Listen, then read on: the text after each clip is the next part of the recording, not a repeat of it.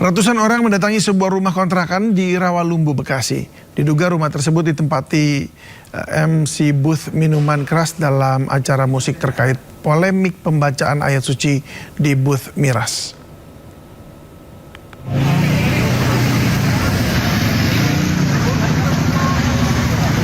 Ya, inilah ratusan orang yang mendatangi sebuah rumah kontrakan di kawasan Rawalumbu, Kota Bekasi, Jawa Barat tadi malam. Kedatangan massa membuat suasana di sekitar lokasi menjadi tegang. Massa datang mencari pria berinisial E yang disebut-sebut sebagai MC booth minuman keras dalam sebuah acara festival musik yang viral beberapa hari ini. Warga merasa geram terkait adanya dugaan pelecehan agama, di mana sayembara membaca ayat suci mendapatkan minuman keras dikecam banyak pihak.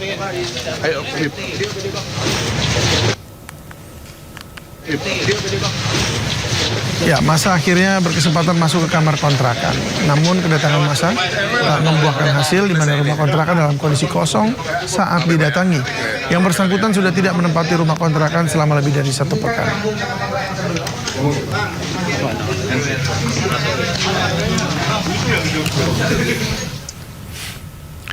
Sebelumnya viral di media sosial, lantunan ayat suci Al-Quran terdengar di dalam kerumunan sepasang muda-mudi di depan booth minuman yang diduga beralkohol.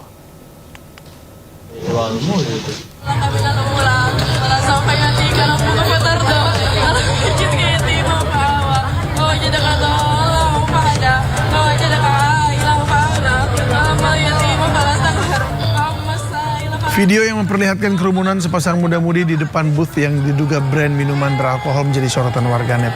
Dalam video tersebut terdengar lantunan ayat Al-Quran yang disuarakan oleh seseorang yang ada di acara itu. Konten ini pun memicu beragam reaksi publik karena dianggap telah menodai agama Islam. Sementara itu, Pemprov DKI Jakarta minta peristiwa ini diselidiki.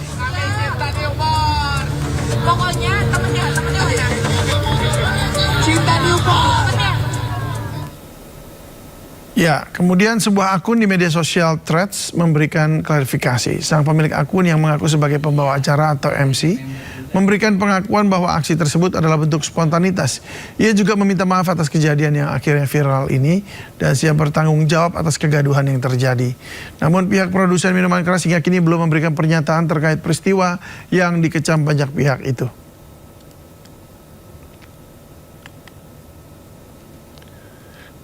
Pihak penyelenggara menegaskan mengecam keras adanya peristiwa pelecehan kitab suci di salah satu booth minuman beralkohol. Ditegaskan kejadian ini di luar kendali penyelenggara dan tidak membenarkan dengan aksi yang terjadi.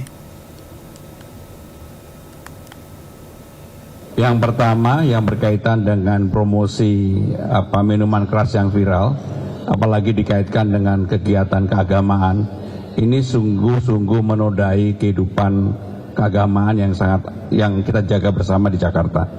Untuk itu saya akan minta kepada Pak Asisten Kesejahteraan, Pak Ali, untuk segera mengkoordinasikan mengambil tindakan tegas terhadap hal yang tidak boleh terjadi di Jakarta. Sehingga sekali lagi pemerintah DKI Jakarta menyesalkan hal itu terjadi di... Setelah berlangsung selama 3,5 jam, proses ekshumasi jenazah Sutrimo di Banyumas, Jawa Tengah selesai dilakukan. Proses ekshumasi atau pembongkaran makam Sutrimo melibatkan personel gabungan dari ahli forensik, Polda Metro Jaya, Polda Jawa Tengah, dan Polresta Banyumas. Bongkar makam dilakukan atas permintaan keluarga yang menduga ada kejanggalan dalam kematian Sutrimo. Otopsi ulang diharapkan dapat menemukan bukti baru untuk melengkapi proses penyidikan. Dalam proses ini, tim forensik mengambil sampel untuk pemeriksaan laboratorium histopatologi, toksikologi, dan identifikasi DNA.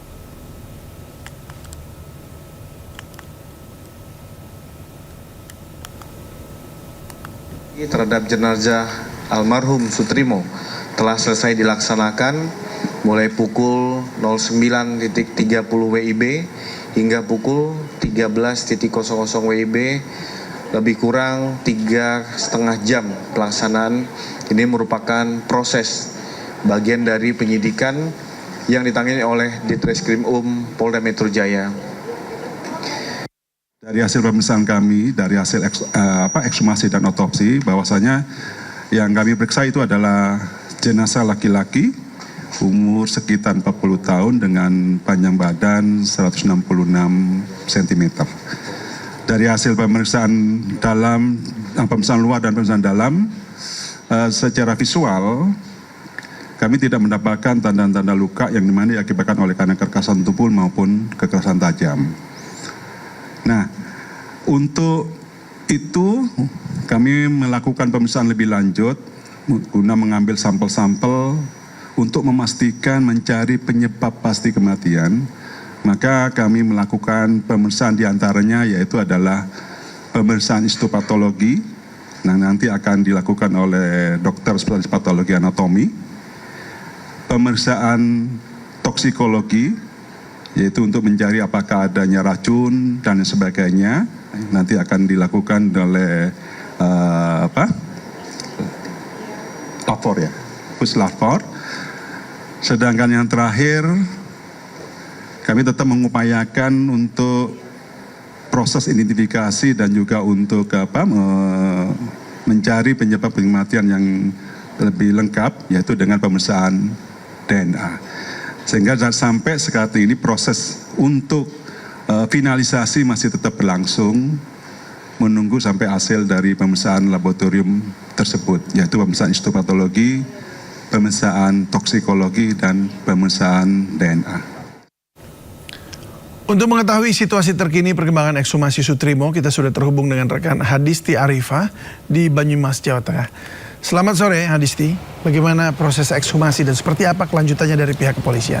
Ya, selamat sore David dan juga pemirsa. Untuk proses ekshumasi tadi sudah selesai dilakukan sekitar pukul 13 waktu Indonesia Barat dengan proses yang berjalan selama 3,5 jam oleh tim gabungan dari pihak Polda Metro Jaya, Polda Jawa Tengah, Polresta Banyumas, serta juga dari Perhimpunan Dokter Forensik Indonesia dan juga sejumlah unsur akademik ataupun juga universitas. Nah, dari hasil ekshumasi almarhum Sutrimo tadi dapat disimpulkan bahwa pada saat penerapannya ada 3 penerapan yang diberlakukan, mulai dari penggalian kubur, kemudian juga pemeriksaan luar dan juga pemeriksaan dalam. Nah, untuk proses penggalian kubur tadi disimpulkan tidak ada kendala dan berjalan secara lancar. Kemudian memasuki pada tahapan kedua, yakni memeriksa bagian luar. Ini adalah tujuannya untuk mengidentifikasi apakah betul jenazah adalah almarhum Sutrimo. Dan tadi disebutkan oleh tim ekshumasi bahwa jenazah yang diotopsi secara langsung tadi ini adalah betul almarhum Sutrimo. Nah, kemudian dalam